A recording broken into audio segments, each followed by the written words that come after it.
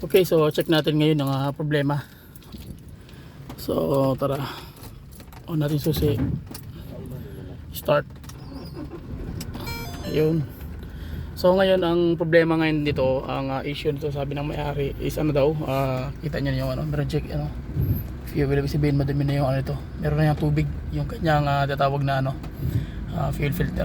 Pero hindi yan ang concern natin guys. Ang main concern natin dito ngayon, ang problema ayaw daw mag-engage. Okay, so dito kasi sa mga ganito mga Ford na ano, Ford Ranger 2015 model pickup type, so 4x4. So ang nangyari dito guys, ganito, ang problema nito ngayon isa ayaw daw mag-ship. So check natin, sensya na kayo, medyo madumi yung ano, yung unit. So tingnan nyo, pag magre-reverse, ang reverse kasi nito ganito, kailangan mo siyang ilip to. Yan, kailangan mo siyang iangat bago ka mag primera. Yan. So yan ang kanyang ano, reverse. Okay? So ito yung pinaka-shifting lever niya para yung cable, para umangat yung kanyang shifter doon sa ilalim para mag-engage siya ng primera, mapapasok yung reverse. Pero check natin ngayon guys kung magre-reverse ba siya. Napaka-accelerator. So nag-primera siya. Okay? Yan o. Nag-primera. Dapat yan o. Tingnan nyo. O, mabante. Dapat yan mag-atras. So ngayon, ang problema naman sa primera, pasok siya. Okay? Yan, mabante. Sa segunda naman, okay. Sa tercera, okay. Sa kwarta, okay din. So sa quinta, okay. So sa sixta,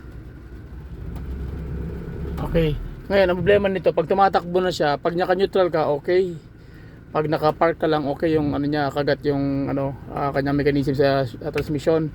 Ang problema pag tumatakbo ka na guys, doon na nagka-problema. Hanggang tercera lang ang ano, ang pasok ng kanyang kabyada. Hindi na sumasabay talaga yung ano, kwarta, quinta, tsaka sixta. So samahan niyo ko paano natin ma-address yung problema na to guys, kung ano yung mga dapat nating basic pointers pa rin, yung matutunan niyo kung ano yung mga dapat nating malaman. So either ano to, cable or tawag niyan, kasi pag once sa loob ng transmission niyan, ang problema niyan, hindi na mag-engage lahat. Okay, so ang problema lang nito is yung kanyang ano, mechanism ng cable ang tingin ko nito.